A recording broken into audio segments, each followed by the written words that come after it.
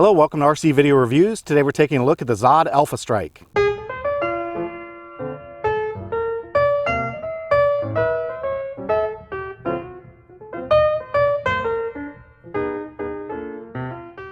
Before I get into the video, I do need to let you know this video is sponsored by Banggood. I'd like to say thanks to Banggood for sending this Alpha Strike out for review. It's really nice of them to share their products with us so that we can get a first look and you guys get an idea of what you get before you spend your money. So if you're out in the market for any ZOHD products, make sure you check Banggood out. They carry all of them. They've got the Alpha Strike, the Drift, the Dart, all of that stuff. So give Banggood a look, see if they can help you out. And thanks again, Banggood, for sending this out for review. All right, with that out of the way, let's get into the review. This particular version of the Alpha Strike is a plug and play. All I had to do is add my receiver. It came with a 40 amp ESC and a 2216 2200 kV motor. There you can see the 40 amp ZOHD marked ESC, and I'm flying this with an S6R. For my initial flights, of course, I won't fly with any stabilization. I just put that in there so later on, if I want some wind rejection help, I can get it. Here's a look at the motor. I was looking for sunny sky markings and I didn't see any. This just says a Mark II series, and there's no real brand on it other than ZOHD. So I'm not sure who's making these motors for them, but that's it. The prop is a 6x4.5 two blade, and it's a delta wing. So servos were already installed out of the box, and they're already set up with screws going on ball links through the horns. And then the control rods have a Z-bend going directly into the servos. So that was completely set up out of the box.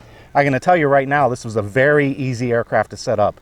You can see the wings slide in from the edge. There's a servo connector, and you don't have to use a servo wire. It's got a built-in servo connector. And then there's a little thumb screw right there that holds the wing onto the fuselage. Very simple to do. And then on the bottom, for the vertical stabilizer, same thing. They just pop into their place. And right there on the bottom, there's a couple of thumb screws, one there and one down there, that hold those vertical stabilizers on. You can see that there's carbon fiber reinforcements on the control surfaces, which is really nice. A little bit of washout on the wing tips for stability. And I also want to point out the airflow. I think they did a really nice job with respect to airflow on this particular model, because let me put the cover back on and I'll show you where the airflow works. You've got a big knock-a-duct right there that takes air in, and you have two more knock-a-ducts, one here and one here, that take air in, and then they egress air right out the back. It probably would have been a good idea if these vent holes were a little bit bigger in the back. I believe they're supposed to be about twice the size of the air intake up front. And but other than that, they did make a serious effort to accommodate airflow on this one, and it goes straight through. So you've got the airflow right through the main compartment where the battery is, and then there's a tunnel going to the back for the ESC. So good job on accounting for airflow. That's one of my big gripes on so many airplanes these days for electronics, is they don't consider airflow, and you kind of have to do your own thing. Notice in the battery compartment, I've got a 2200 4-cell battery. I'm actually going to fly this with a 2600, and they say you can go up to about a 3200. I'm not sure if that'll work in terms of balance or not, but I'm pretty sure a 2600 will be just fine. And another thing I'll point out that I liked a whole lot about this plane is they made a whole lot of room on this tray for the battery to slide fore and aft. So there's slots in this little wood tray right here, so you can slide the Velcro strip aft and forward to match up with whatever battery you decide to use. So they did a really nice job on that one, making sure that there is the ability to adjust and pick a different battery if you want to. You can see the canopy. This is an all EPP airframe. The canopy is held on with these magnets in the back and a latch in the front. That is the correct method, instead of doing magnets all the way around or not latching with the tongue up front. So good job there. My only real gripe on the entire airframe is that there's a tongue apparatus on the bottom of this nose cone that slides into the front of the fuselage, but it leaves the top a little bit weak. You can see there's a little bit of flex there. I think once everything is set up and working correctly, I'll probably go ahead and tape that. I don't really like that can move like that. On the bottom of the aircraft, very simple design. There's a couple of cutouts for your fingers to launch it. The servos are tucked in nicely under the wing. You've got some Teflon skid plates in place. They went on really easy. I'm going to tell you guys, this plane took me about an hour and a half to put together. And that was just kind of taking my time working through it. There was no real effort on putting this thing together. Very simple to do. All right, overall, I give it top marks for build construction. Everything worked perfectly and fit perfectly together. So traditional with ZOHD airplanes, they tend to come out of the box in pretty good shape. So overall, I'm very happy with the quality and construction of this kit. Now it's time to fly it. It's a little bit windy today. There's a look at the flag down there. So we got a little bit of wind coming from over the grass. And as you know, with the Delta Wing, one of my favorite things to do is go over tall grass if you've got it and launch that way for the first couple times. That way, if it doesn't quite work out or you get torque roll or some unexpected behavior, you land in the tall grass. So that's what I'm gonna do. Just gonna walk out here and launch it over the tall grass.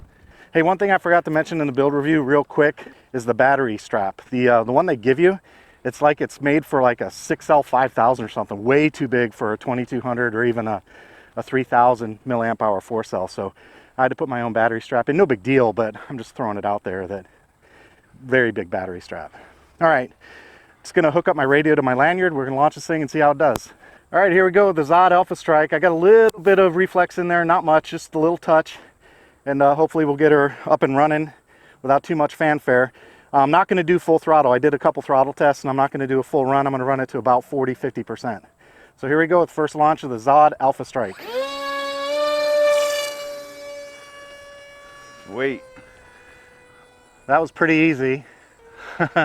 Very little throttle for cruise, I can tell you that. All right, I gotta make my way back to the stand. We'll get talking again in just a minute. It looks a little touchy up there. It is, yeah. I got the controls are on high rates. I went into low and I didn't have enough movement, so I'll have to tune that on the ground, but I'm starting to get it. Yeah, it is definitely a little touchy. They normally are. These little wings, they tend to be. All right. We're back in the stand now, so now I can actually get this thing trimmed up a little bit.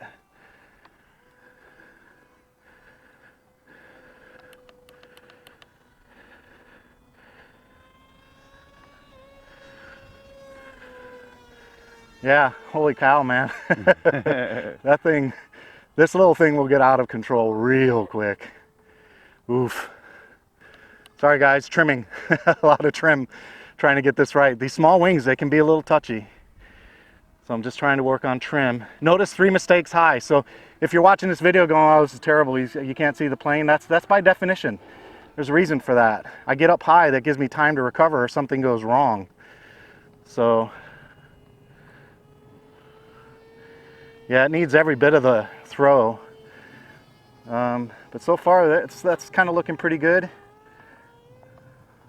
It can be a little tricky setting trims up while you're trying to fly and keep it straight while you're taking your fingers off the stick. Yeah, yeah. Whoa. She got a little jump to her. It torque rolls at speed, which is amazing. I'll tell you what, guys, not a novice airplane, that's for damn sure. If you don't have skills flying, do not even try this. I mean, you could fly it slow, I guess, but it's twitchy, it's a little bit hard to see up at that altitude, and even at speed, it torque rolls.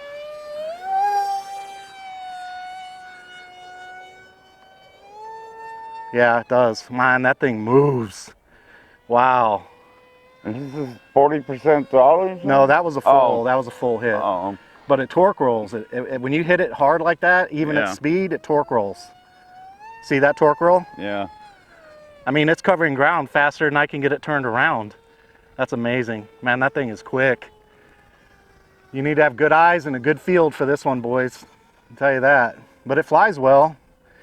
It just got a lot of power for a short wingspan, and that's why it wants to roll like that. All right, let me get it down low a little bit, let you guys get a look at this thing. There you go. Nice. There you go. Nice.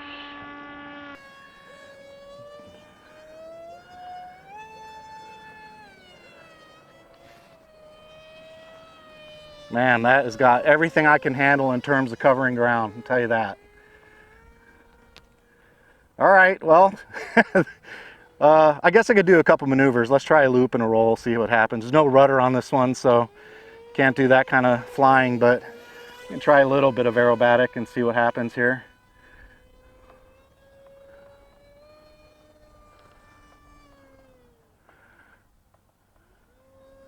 And it did not come out of that straight. That was probably my fault for being a little rusty though, to be honest. Yeah, aileron rolls, nothing to it. I wouldn't have expected anything less. It's got such a short wingspan, that movement's going to be very simple on this plane. Wahoo! Holy smokes. Yeah, ZOHD Alpha Strike, man. If you want to go fast, get one of these. I'll tell you right now, this little thing is slippery and quick, man. 2200 kV on 4 cell. It's definitely scooting along. Now I got to figure out how to land it.